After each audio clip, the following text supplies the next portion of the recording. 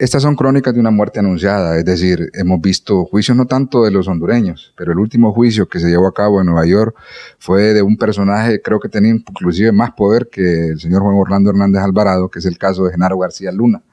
Genaro García Luna ni siquiera, óigame bien, tenía una fotografía con estos personajes del narcotráfico de los carteles de México. Ninguna fotografía, no había ninguna evidencia y fue condenado a cadenas perpetuas solo con declaraciones testificales. Imagínese usted que en el propio expediente de Tony Hernández aparece la figura de Juan Orlando Hernández con una nomenclatura que le dan, con una clave que lo identifican como tal y lo consideran como parte de las actividades ilícitas que cometió en su momento, según la sentencia, Tony Hernández. Entonces, ¿qué le depara a Juan Orlando Hernández, aun y cuando ya la sentencia de uno de los principales aliados, según la Fiscalía y según la sentencia de la Corte del Distrito Sur de Nueva York, ¿qué le conlleva? Prácticamente lo están condenando en la primera sentencia. Ahora, con las pruebas testificales que lleva, vuelvo y le repito, solo con el caso de Genaro García Luna, que no tenía ni siquiera una fotografía y solo con declaraciones testificales, fue condenado a 2 o 3 cadenas perpetuas. Entonces, esto le da la idea de la magnitud que se le está dando al caso de Juan Orlando Hernández, que inclusive yo nunca había visto eso, de que el propio fiscal general de los Estados Unidos de Norteamérica en una conferencia de prensa determinara el grado de participación de actos delictivos del señor Juan Orlando Hernández, y mucho menos el fiscal del Distrito Sur de Nueva York, que se trasladó a las oficinas de Washington de la DEA, inclusive la administradora general de la DEA. Ya usted se puede imaginar qué es lo que le conlleva someterse a un juicio. Lógicamente, los abogados tienen una expectativa, pero no hay que ser realista. Están contra el imperio federal, contra gente que nunca ha perdido un juicio de esta magnitud, y decir el gobierno de los Estados Unidos nos equivocamos ante el mundo, creo que no van a poner en precario esa historia que ellos tienen a favor de una persona que inclusive lo consideran que les dañó intereses, aparte de lo del tráfico de drogas, intereses muy particulares. ¿Qué pruebas podrían tener la Fiscalía de Nueva York? Estas pruebas confidenciales. Hemos visto que constantemente se ha retrasado esta presentación de pruebas. ¿Podrían tener fotos, videos de figuras políticas en el país? Bueno, es que el hecho de que tengan fotografías, inclusive las fotografías son públicas. Acuérdese que también tenían directamente una participación clara con uno de los testigos, que creo que es un alcalde del lado de la zona de Copán. Y lógicamente él tiene en su poder también, me imagino, mensajes de confirmación de actividades que ellos realizaban monetariamente hablando. Acuérdese que en el caso de conspiración no necesariamente usted tiene que llevar la cantidad de droga como evidencia y tomarle fotografía, video, y a la par el imputado. En el acto de conspiración solo se necesita un acuerdo entre las partes. Y la otra situación es la siguiente, que Juan Orlando materialmente no haya cometido un delito, pero para los fiscales de los Estados Unidos él tenía la posición garante, es decir, que tanta gente murió y él tenía la oportunidad de evitar que estas personas murieran en ese tránsito para Estados Unidos, producto de las actividades ilícitas que él dejaba hacer y dejaba pasar, como dice un dicho del neoliberalismo. Eso podría involucrar no solo figuras políticas, sino figuras de la clase empresarial, ya que se hablaba que en estos 12 años donde Juan Orlando gobernó, Honduras se convirtió en un narcoestado.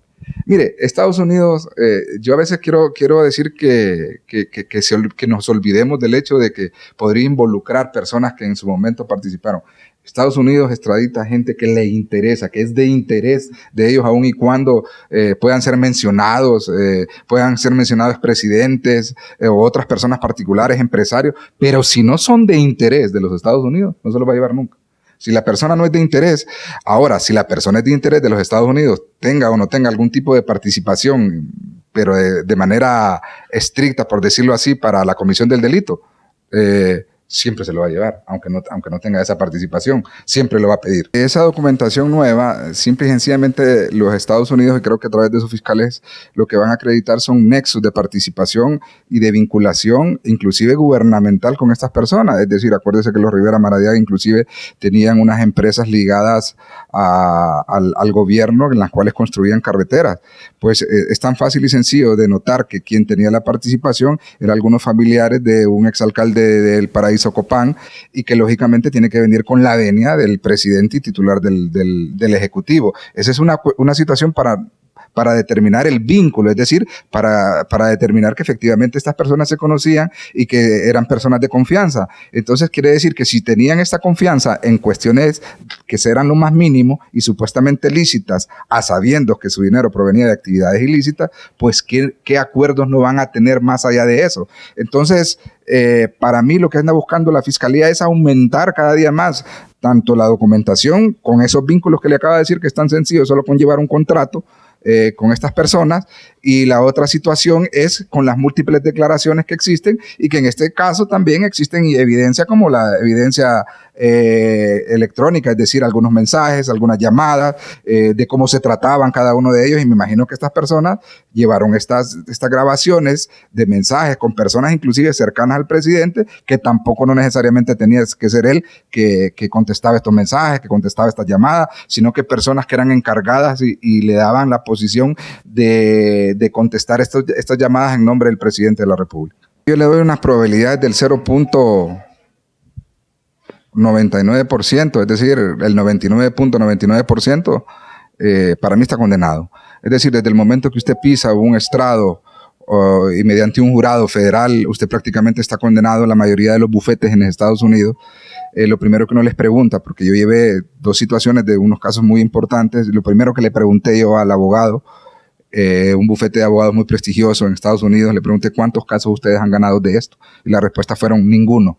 Es decir, las probabilidades que ustedes tienen de ganar, primero es que tiene probabilidades si usted es estadounidense, para que la pena no sea muy grave. Pero en el caso de algún latino, y en el caso de ningún hondureño, porque la vez pasada Ángel Martínez, el investigador, sacaba que un hondureño fue absuelto. Eso es falso. El hondureño nunca fue a juicio, sino que los fiscales federales le retiraron los cargos y nunca se nombró un jurado, nunca se señaló audiencia para proposición de prueba, nunca se señaló una audiencia para evacuación de pruebas y fallo. Entonces, ninguna de las personas, como bien me lo dijeron en ese momento, ha sido absuelta.